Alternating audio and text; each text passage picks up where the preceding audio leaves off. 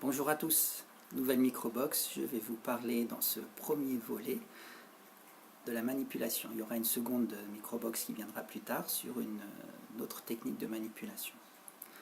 Alors, dans cette microbox, de quoi je vais vous parler?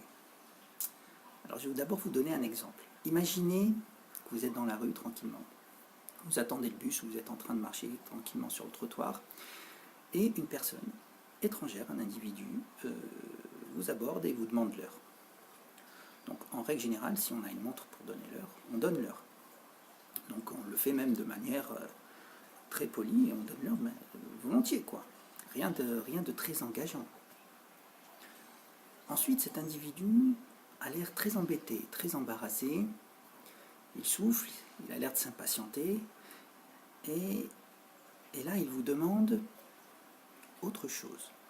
Il vous explique que son téléphone est à plat, qu'il a un rendez-vous, qu'il va être en retard. Et là, il vous demande de lui prêter votre téléphone portable afin qu'il puisse passer un coup de fil à la personne avec laquelle il a un rendez-vous pour lui dire tout simplement qu'il arriverait en retard. Et là, qu'est-ce qui se passe dans votre cerveau? Vous lui prêtez votre téléphone portable. Ça pourrait être un voleur. Peut-être qu'il est en train de vous raconter une histoire à dormir debout. Et en fait, sachez que vous êtes en train de vous faire manipuler. Alors cette technique de manipulation, c'est ce qu'on appelle, en langage, on va dire ludique, le pied dans la porte. Pourquoi?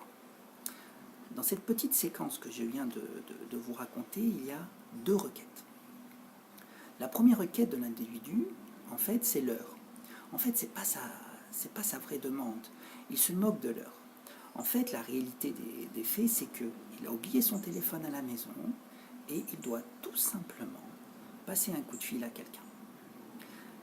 La deuxième requête, qui est la vraie requête, là, c'est la demande du téléphone, parce qu'il a réellement besoin de passer un coup de fil. Et là, il a besoin de votre téléphone, il a besoin de vous.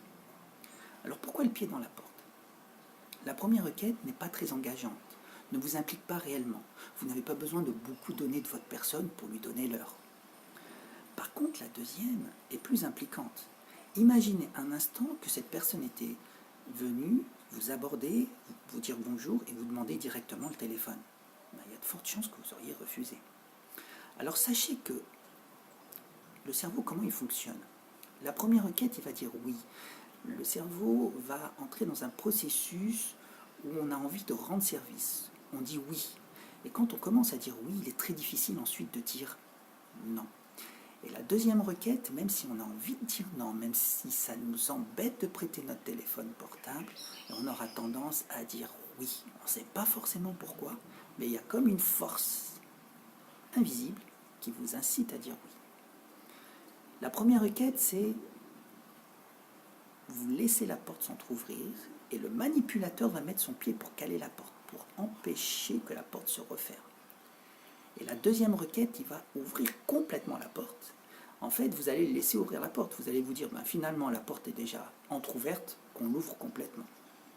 Alors sachez que sans rentrer dans les études statistiques, que grosso modo, grâce à cette technique de manipulation, on arrive à avoir des réponses positives. Ça dépend des thèmes, ça dépend des demandes, ça dépend de l'environnement, de la situation, mais on multiplie nos chances d'avoir un oui à la vraie requête de 2, voire 3, voire 10. Voilà, donc je pense que j'ai fini avec cette technique de manipulation. Alors attention les enfants, et ça j'en parle à chaque fois, surtout quand je m'occupe d'équipe. Tout outil peut être utilisé pour faire le bien ou alors pour faire le mal. Et c'est vrai que la manipulation, c'est quelque chose de très vicieux en fait. Donc, première chose, reconnaissez un manipulateur. Deuxième chose, utilisez cette technique de manipulation, mais dans un esprit gagnant-gagnant, quand vous avez tout essayé ou quand vous êtes sûr que vous allez avoir un refus, à ce moment-là, utilisez cette méthode. A très bientôt pour une prochaine microbox qui parlera aussi de manipulation. Passez une bonne journée. Ciao.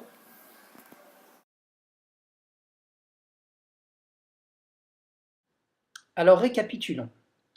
N'essayez surtout pas de manipuler un requin, ça ne fonctionnera pas quelle que soit la technique que vous allez utiliser. Alors dans notre cas, la technique du pied dans la porte, le manipulateur va vous présenter une première requête. Il va vous faire une première demande qui ne sera pas très impliquante, vous aurez tendance à répondre par oui. La deuxième requête qui sera la vraie requête, vous allez aussi dire oui, vous aurez du mal à dire non. Pourquoi? Parce que vous allez rentrer dans le processus du oui, c'est-à-dire que votre cerveau va dire oui une première fois, une deuxième fois, une troisième fois, une énième fois, et le manipulateur saura que vous aurez du mal à un moment à dire non. Et même quand vous aurez envie de dire non, il y aura une force qui vous poussera à dire oui. Alors faites attention aux manipulateurs, je vous donne rendez-vous pour la prochaine. Un grand merci.